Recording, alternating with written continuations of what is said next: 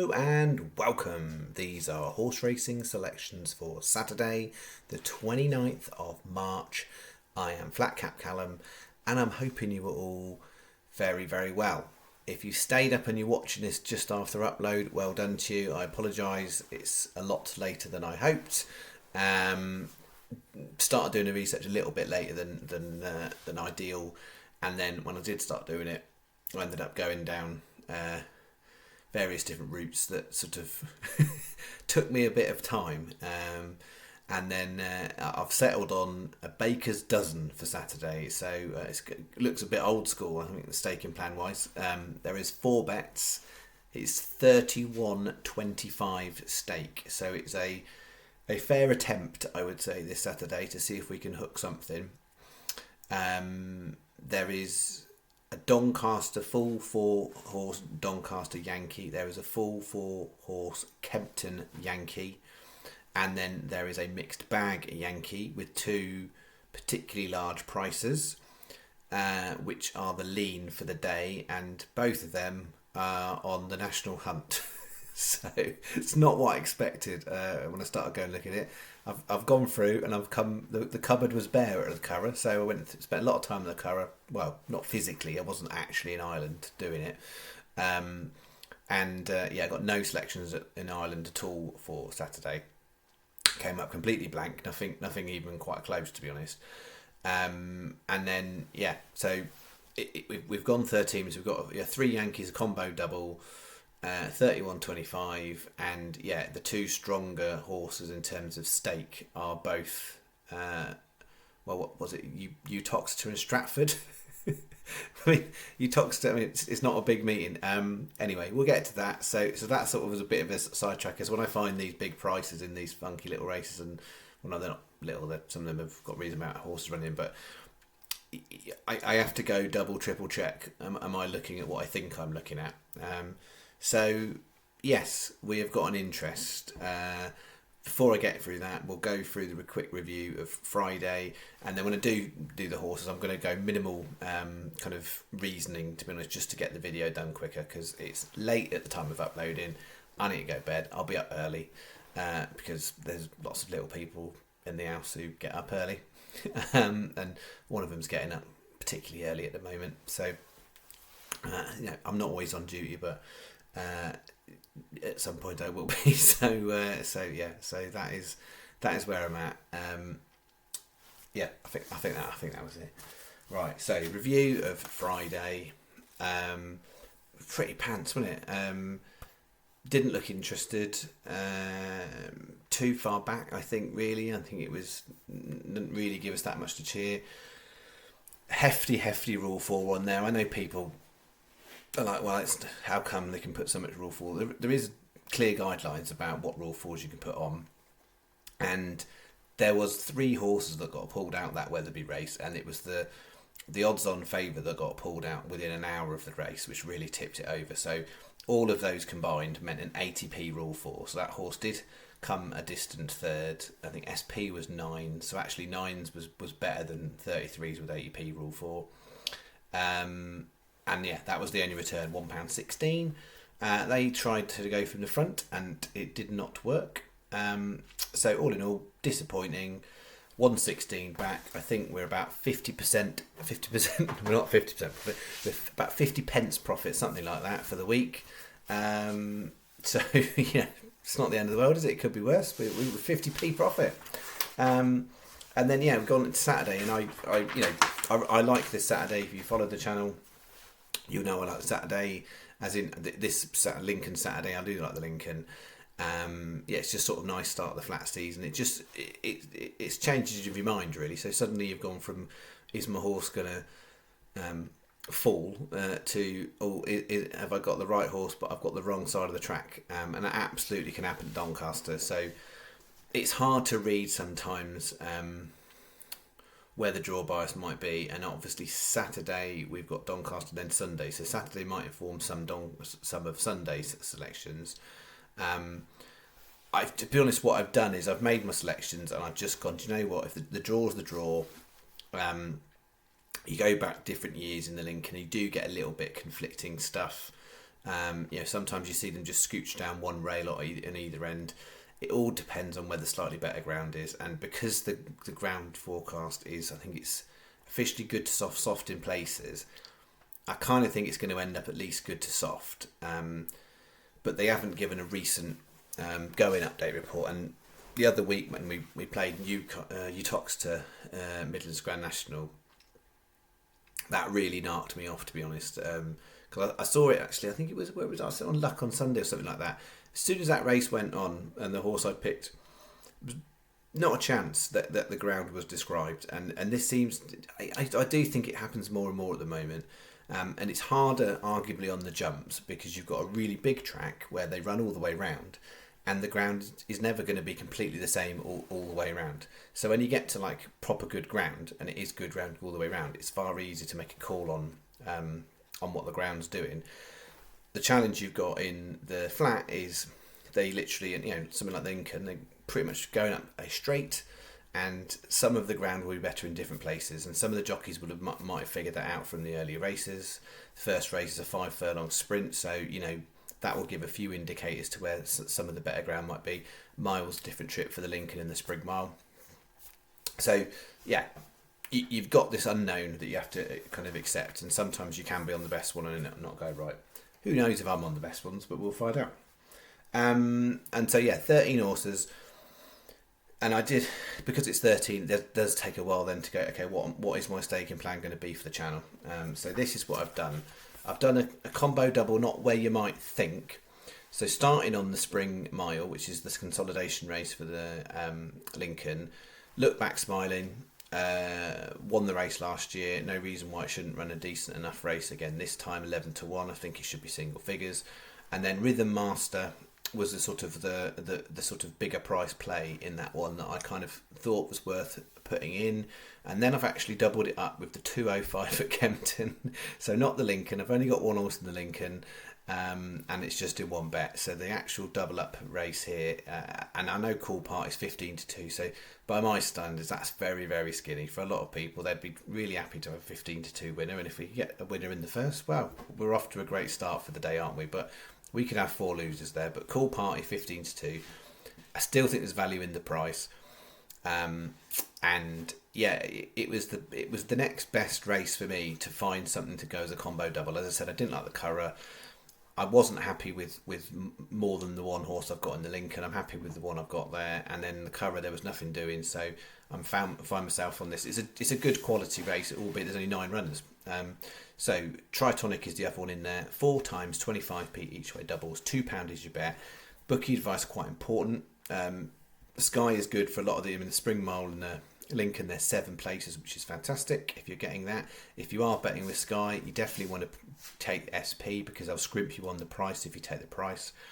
But you've also got 365 Paddy, Betfair and Unibet who are going 6 on both Spring Mile and the Lincoln. So it's a very savvy play to do some doubles between those 2 races. If you're getting 6 places at least, 7's great for Sky, but 6 on both of those races, 22 runners.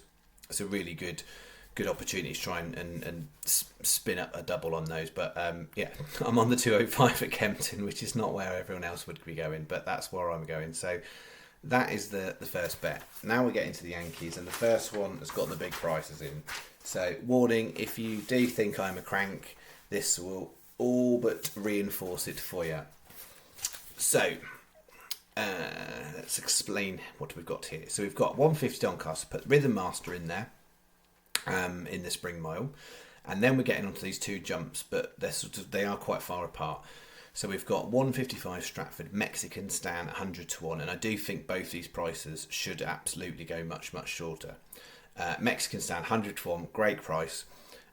Front 2 in the market look absolutely the best 2, and then you've basically got the next few in the market are horses coming from the flat going to the jumps for the first time, so they're unknown quantities, and they don't always convert at how you might hope they might convert.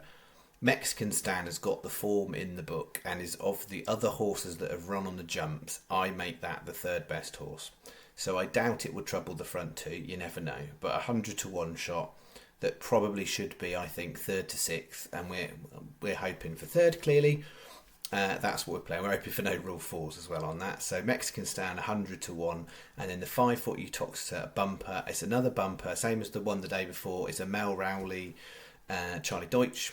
And there's a lot of horses we haven't seen before in that race, but of the ones that we have, I think that's got the best piece of form. It was only 6th last time, and there's others in the betting that are much shorter than that. It's an absolutely crazy price, that horse. For the chances of that horse making the front three, 80-1's a great price. So we are going to go big on the big price each way double. Very, very unlikely winner, but hoping for third. That one, I'm not saying that's an unlikely winner. It all depends on what the horses we haven't seen do, and whether that one has got the ability to kick on a little bit from what it's done. But the 80-1 is an outrageous price for that night burlesque. So can we get a Mel Rowley, Charlie Deutsch bumper second day in a row? And if we can we get it with that one? And then finishing off randomly, the 8 o'clock at Newcastle, the well experienced Bellagio man, very inconsistent. Cam Hardy's back on, hasn't been on it for a while. It's an in and out kind of horse. That horse absolutely can win from that handicap mark. It also can run a terrible race from that handicap mark. It's got a nice high draw, and it has won a couple of times. It's won at Newcastle a few times, and a couple of those times was on the most outside draw. Generally speaking, I prefer a higher draw at Newcastle. People would say that's where there's a bit of draw bias. We have talked about this before on the channel, where there was a couple of meetings over a period of time where literally it was so pronounced, and that's not the case every time. And it's not to say you can't win from a low draw, because you absolutely can. But I'm going to try my luck on Bellagio man, 11-1. Wouldn't really want to go in shorter than that, but that's in. So 25p each way Yankee. It's a 50p. His colours haven't come out great on here, have they? But 50p each way single Rhythm Master. That's the normal 50p each way, and a 75p win single Bellagio man short price. And then on top of these two, we're going to do additional 75p each way single, so higher stake, and a 50p each way double on those two. So they're in the Yankee, but on top of that, these two big price ones. So we've got an extra, compared to what I would normally do, is an extra couple of pounds gone down on that, because they are well worth trying our luck from. I might be all wrong. You might do nothing, but the way I'm reading it, there's a lot of value in those prices, and if we can scooch a place double on those two, that would be a very nice bet to land.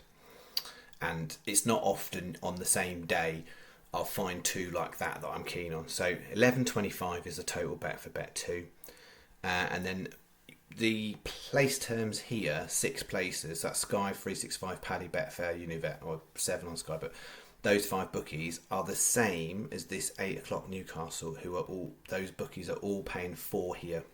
So there is a particular advantage here from Sky, 365, Paddy, Betfair, Unibet, because you'll get 6 here and 4 here. These are standard terms.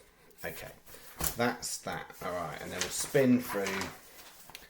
Here's my Doncaster bet. £9, Doncaster 150. Look back, smiling. Already mentions my horse for the Lincoln is Latam. It won it last year, unexposed. I say unexposed. It's not run that many times for the age of the horse, and still got a bit of progressing. I think potentially we definitely want the ground on the softer side for that horse. I mean, if it does come up good, they might not even run the thing, but you want it on the softer side of good, I would say. But there was nothing else strong. There was a few at bigger prices I looked at, but I kind of, in the end, I've settled on the one horse. So we're going Latam, and then we've got these 2 handicaps with conditional jockeys on, which I did have a debate about including them, because I'm not so much of a fan of having conditional jockey races, but by conditional jockey race standard, there's some reasonable prize money here, so you kind of feel like these are trying. So we've got 4.45 Destinado and 5.20 Powerful Response. And there is a bit of a theme here. If you actually look at the form of all of these horses, they all ran at the meeting last year. So we've got a bit of previous here. They all ran in the corresponding races last year and did all right. A couple of them winning. So 25p each way Yankee, 75p win singles on the 2 shorter ones, 50p each way singles on the bigger ones, Sky Best, and then you've got this 365 Paddy Betfair Unibet thing, and then Hills and Boyle Sports are also 6 on the Lincoln. So for the channel, we're 6, 6, 5 and 5, so some good opportunity to try and hit something there. £9 bet free. And then we'll finish with the Kempton bet. Here we go. So Kempton 205 Tritonic is in the combo doubles. 240. I was chatting with somebody the other night about this one. He messaged me and said, "Have you seen this horse?" It was 25 to 1 at the time. He said he thinks it's like a great price, and I said, and I looked and I was like, yeah, because it is a great price. I'm still really happy with 14s. I would back the horse down to about 9s. Again, it's one of those ones got a bit previous in the race last year, but needs to bounce back a bit. But Killybeg's Warrior 14, and then 315 Rose Prick. I think it's Prick. It might be Pick. I don't know. Prick or Pick. A rose with a pick or a prick. We've got that. That would be a great faux pas if I've actually got that wrong. And then 535 R Coupe 11 to 1. 25p each way Yankee, 50p each way singles on the first two, 75p win singles on the next two. Sky is the only bookie with advantageous place terms for this bet, otherwise you're pretty much good to go. Maybe not Ladbrokes, something in my head says maybe not Ladbrokes, but £9, that is bet 4. So the total should be 31.25. So we're 50p up. So the worst is we'll come out minus £31 going into Sunday, which is not really what we want, is it? So it would be nice to have a good day.